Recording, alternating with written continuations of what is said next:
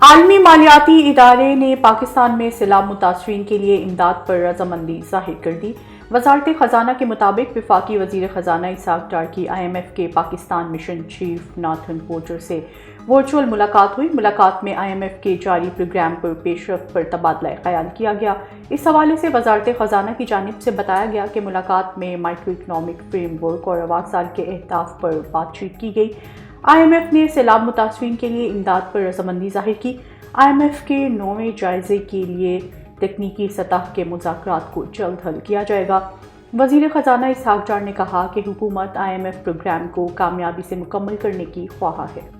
موسم سرما کا عروج آتے ہی گیس کی قلت شدت اختیار کر گئی، جبکہ اگلے ماہ سے گھریلو صارفین کو 24 گھنٹوں میں صرف 8 گھنٹے گیس کی فراہمی کی جائے گی۔ ذرائع کا کہنا ہے کہ رواں ماہ صورتحال نسبتاً بہتر دکھائی دے رہی ہے، لیکن جو ہی سردی کی شدت میں اضافہ ہوگا، دسمبر سے صورتحال بدتر ہونا شروع ہو جائے گی۔ پنجاب میں CNG سیکٹر پہلے ہی مشکلات سے دوچار ہے، چونکہ اس نے LNG کا استعمال شروع کر دیا تھا، لیکن اس وقت LNG بھی دستیاب نہیں، کیونکہ پاکستان LNG لمیٹڈ اس کی اسپاٹ خریداری میں کامیاب نہیں ہو سکی۔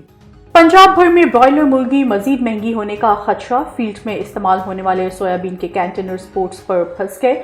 کراچی پورٹس پر سویابین کے کنٹینرز پھنسے 18 دن گزر گئے۔ سویابین پولٹری فیلڈ میں بنیادی اجزاء ہیں۔ صدر لاہور طارق جاوید کا کہنا ہے کہ کنٹینرز ریلیز نہ ہوئے تو پولٹری فیلڈ مہنگی ہونے کا خدشہ ہے۔ فیڈ کی قلت سے برائلر چوزہ کمزور اور چکن کی قلت سر اٹھائے گی۔ ایسوسی ایشن کی جانب سے وفاق سے سویابین کے کنٹینرز ریلیز کرنے کے احکامات کا مطالبہ کیا گیا ہے۔